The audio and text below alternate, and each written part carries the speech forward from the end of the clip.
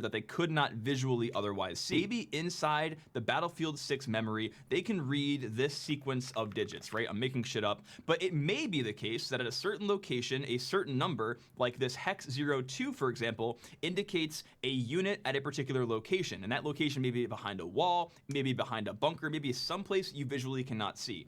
Because hack.exe can just read that memory willy-nilly, you can show that to the user in a different screen and reveal to them, hey, there's an enemy over there, go check there, giving them a privileged advantage that other people may not have. That's a hack. And then enter the word. But that was a great explanation of how cheats work in general. I had no idea that's how it works.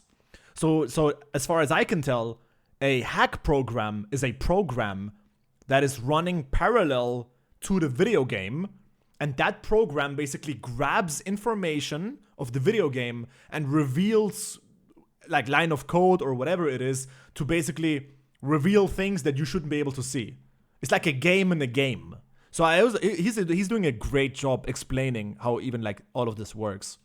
World of kernel level anti-cheats.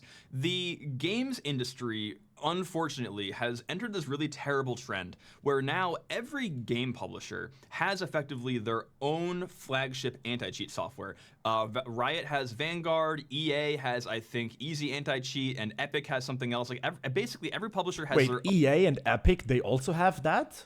They have kernel level anti-cheat? I thought Vanguard was like one of the few ones.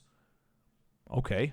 Own program that runs at the kernel level, the privilege level, to look for these hack processes, right? So what this .sys file is doing is because it runs at the kernel level, it is privileged. It has access to the rest of the software on the computer. And it's going to look for known signatures of things like hack.exe. If it sees hack.exe or like the MD5 sum, the checksum of that image running, it will flag that user for being a cheater. And while this may all seem well and good kind of at face value, this raises a lot of kind of like obvious security concerns for two reasons. One, because you are giving the publisher privileged access to your computer by default every time you want to play one of their games.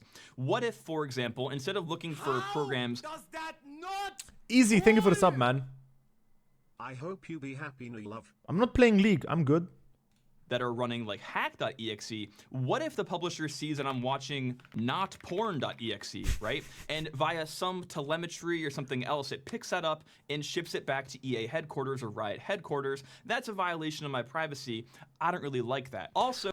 Okay, but what would be the advantage of being a kernel level? That's something I never really understood. Like, why does it have to be in the kernel? Like, what advantages do you gain over having a regular anti-cheat program that runs like a regular game? You know, like, what is the advantage you get as a kernel level? Like, do you get better like insight or something like that?